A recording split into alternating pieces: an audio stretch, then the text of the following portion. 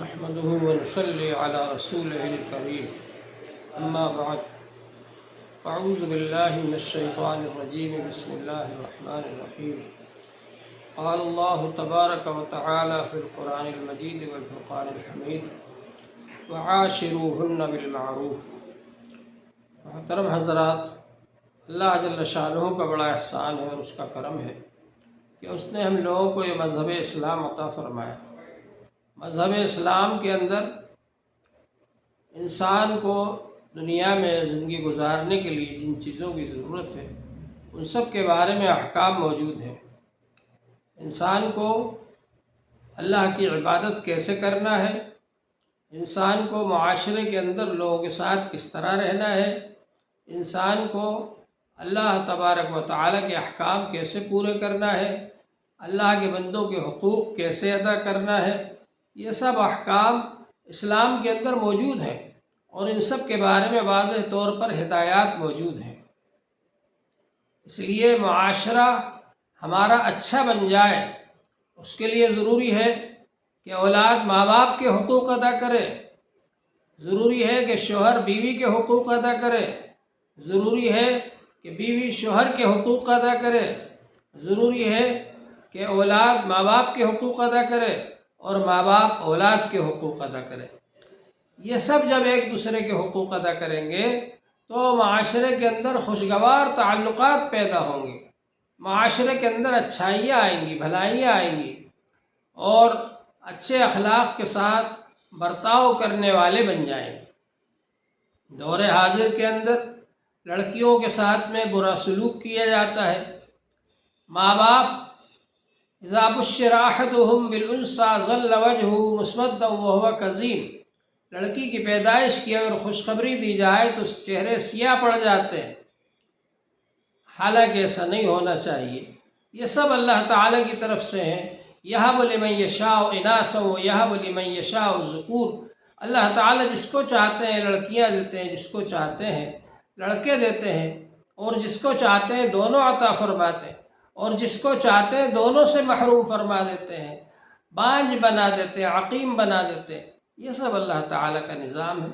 تو اللہ تبارک و تعالیٰ نے لڑکا عطا فرمایا، لڑکی عطا فرمائی، یہ سب اللہ تعالیٰ کی نعمتیں ہیں، ان پر ہمیں اللہ تعالیٰ کا شکر ادا کرنا چاہیے۔ پھر جس طرح سے لڑکوں کی تعلیم اور تربیت کی جاتی ہے، اسی طرح لڑکیوں کی بھی تعلیم اور تربیت کیا جانا ضروری ہے تاکہ وہ اپنے بچوں کو صحیح تربیت دے سکیں اور اپنے گھر کے اندر اپنے شوہر کے حقوق ادا کر سکیں، ساس سسر کے حقوق ادا کر سکیں اور گھر والوں کے حقوق ادا کر سکیں۔ اس لیے بچیوں کی اچھی تربیت کرنا ضروری ہے تاکہ بچیاں دوسرے خاندان میں جا کر کے اس خاندان کو بنانے والی ہوں، اس خاندان کو بگاڑنے والی نہ ہو۔ اور ماں باپ کی یہ ذمہ داری ہے کہ ماں باپ اپنی بچیوں کی بھی تربیت اچھے انداز سے کریں اور اپنے بچوں کی تربیت بھی اچھے انداز سے کریں، اور یہ کوشش کریں کہ ہمارے بچے اور بچیاں گناہوں سے بچیں، برائیوں سے بچیں اور اچھے اخلاق والے بن جائیں، اچھے اعمال والے بن جائیں اور ان کا کردار بہت اچھا بن جائے۔ اس بات کی کوشش کریں، اپنے بچوں کی تعلیم اور تربیت کی کوشش کریں۔ اگر بچوں کی تعلیم اور تربیت گھر میں ہو سکتی ہے تو جتنی گھر میں تعلیم اور تربیت ہو سکتی ہے اتنی گھر میں تعلیم اور تربیت دیں، اور اس کے بعد میں ان کو مدرسوں میں داخل کریں، ان کو اسکولوں میں داخل کریں اور ایسی جگہ پر پہنچائیں جہاں سے ان کو اچھی تعلیم مل سکتی ہو۔ اور اسی طرح سے یہ بھی ضروری ہے کہ ہم لڑکیوں کے ساتھ میں حسن سلوک کریں، ان کو برا نہ سمجھیں، ان کو اچھی طرح سے پرورش کریں ان کی، اور ان کو اچھی تعلیم دیں اور پھر اچھی جگہ پر ان کی شادی کر دیں۔ دور حاضر کے اندر یہ ایک بڑا مسئلہ بن گیا ہے، لوگ جہیز مانگتے ہیں، یہ جہیز مانگنے والے یہ منگتے ہیں، ان لوگوں کو نہیں دینا چاہیے اور ایسی جگہ شادی کرنا چاہیے جہاں پر کہ اس کی قدر کی جائے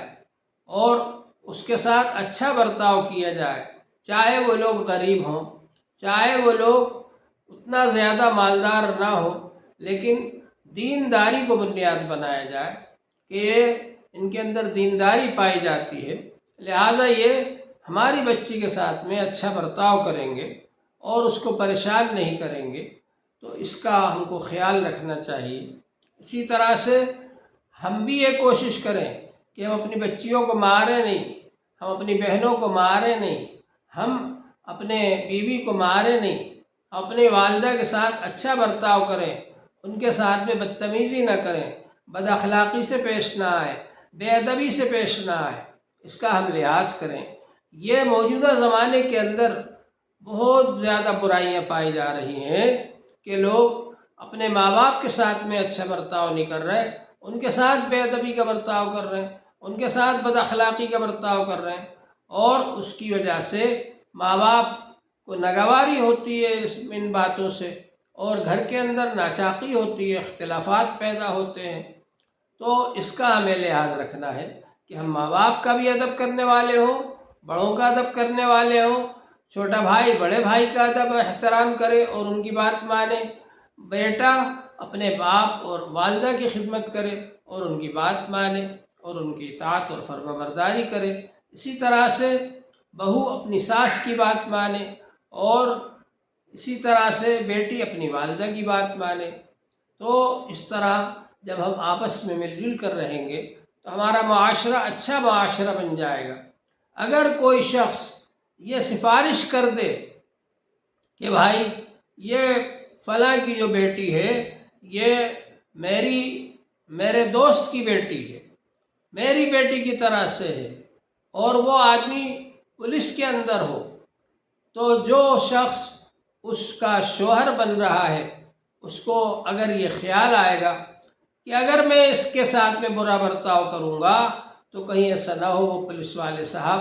جنہوں نے کہا تھا کہ میرے دوست کی بیٹی ہے اس کے ساتھ اچھا برتاؤ کرنا، وہ کہیں ناراض نہ ہو جائے، یہ خیال کرے گا، وہ تنہائی میں بھی چونک جائے گا اور اس کے ساتھ میں کوئی برا برتاؤ نہیں کرے گا۔ تو اللہ جل شانہ جو تمام بادشاہوں کا بادشاہ ہے، جو سب سے بڑا بادشاہ ہے، شہنشاہ ہے، خالق کائنات ہے، مالک الملک ہے، اور اس اللہ جل شانہ نے ہم سے سفارش کی ہے، ہم کو یہ ہدایت دی ہے اور ہم سے فرمایا ہے کہ وَعَاشِرُوهُنَّ بِالْمَعْرُوفِ، عورتوں کے ساتھ اچھا برتاؤ کرو، عورتوں کے ساتھ میں بھلا برتاؤ کرو۔ اگر ہم عورتوں کے ساتھ میں اچھا برتاؤ نہیں کریں گے تو اللہ تعالیٰ کی ناراضگی ہوگی۔ اور حضور پاک صلی اللہ علیہ وسلم نے آخر وقت میں جو وصیتیں فرمائی، ان وصیتوں میں یہ بھی فرمایا آپ نے استوصوا بالنساء خیرا، عورتوں کے ساتھ اچھا برتاؤ کرنے کی وصیت حاصل کر لو۔ حضور پاک صلی اللہ علیہ وسلم نے وصیت فرمائی ہے، اگر ہمارا کوئی بڑا کوئی وصیت کر کے جائے تو ہم اس پر بڑے اہتمام سے عمل کرتے ہیں، اور یہ کہتے ہیں بھائی ہمارے بزرگ نے آخر وقت میں ہم کو یہ وصیت کی تھی لہٰذا اس کے اوپر ہم عمل کریں گے۔ تو جب حضور پاک صلی اللہ علیہ وسلم نے ہم کو یہ وصیت فرمائی ہے کہ ہم عورتوں کے ساتھ اچھا برتاؤ کریں تو ہمیں ان کے ساتھ اچھا برتاؤ کرنا چاہیے، ان کے ساتھ ہم برا برتاؤ نہ کریں، بری عادتیں چھوڑ دیں۔ بعض لڑکے شراب پی کر گھر میں آتے ہیں اور بیوی کو مارتے ہیں، یا بعض لوگ ضدی ٹائپ کے ہوتے ہیں، اپنی ضد کر کے اپنی بات منواتے ہیں، یا بعض لوگ غصہ کرنے والے ہوتے ہیں اور بلا وجہ غصہ کرتے ہیں بیوی کے اوپر اور بہنوں کے اوپر اور بیٹیوں کے اوپر۔ تو یہ سب عادتیں چھوڑ کر کے گھر کے اندر اچھی طرح سے رہیں۔ حضور پاک صلی اللہ علیہ وسلم کا طریقہ یہ تھا کہ آپ جب گھر میں تشریف لاتے تو اگر گھر میں کوئی کام کاج ہو رہا ہے اس میں آپ ہاتھ بٹاتے، اس کام میں آپ خود مشغول ہو جاتے، بجائے اس کے کہ آج کل ہم لوگوں کا جو طریقہ ہے کہ اس پر بہت زیادہ چیخ پکار شروع کر دیتے ہیں، کام ابھی تک کیوں نہیں ہوا، ہو جانا چاہیے تھا، ابھی تک کیوں نہیں کیا اس کام کو۔ اس کے بجائے حضور صلی اللہ علیہ وسلم کا طریقہ یہ تھا کہ خود آپ اس کام کے اندر مشغول ہو جایا کرتے تھے، خود آپ اس کام میں ہاتھ بٹایا کرتے تھے۔ تو دور حاضر کے اندر جو خرابیاں پیدا ہو رہی ہیں، معاشرے کے اندر برائیاں آ رہی ہیں، ان میں سے ایک برائی یہ بھی ہے کہ بیٹیوں کے ساتھ میں، بہنوں کے ساتھ میں، بیوی کے ساتھ میں مرد لوگ اچھا برتاؤ نہیں کرتے۔ اس کے نتیجے میں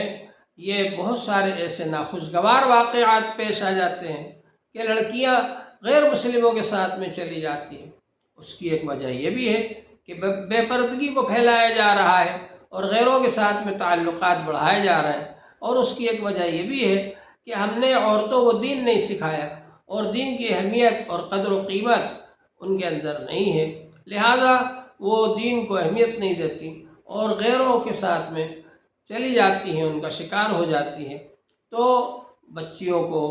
دین سکھانا بھی ضروری ہے، بچیوں کے ساتھ میں اچھا برتاؤ کرنا بھی ضروری ہے، اور بچیوں کو معاشرے کے اندر عزت والا مقام دینا اور ان کو آگے بڑھانا یہ ضروری ہے، تاکہ وہ یہ محسوس کریں کہ اسلام نے ہم کو جو عزت دی ہے وہ کسی نے اتنی عزت نہیں دی، اسلام نے جو ہم کو حقوق دیے ہیں کسی نے وہ حقوق نہیں دیے، اور وہ اس پر قائم رہیں، دین پر قائم رہیں۔ اور اللہ تبارک و تعالی نے جو ایک معاشرے کے اندر عورتوں کو بنایا ہے اور ان کو عزت عطا فرمائی ہے، اس سے ان کو واقف کرایا جائے تاکہ وہ اس کو سمجھیں اور اس کو دوسروں کو بتائیں۔ اللہ جل شانہ ہم سب کو عمل کی توفیق عطا فرمائے۔ وآخر دعوانا الحمد للہ رب العالمین۔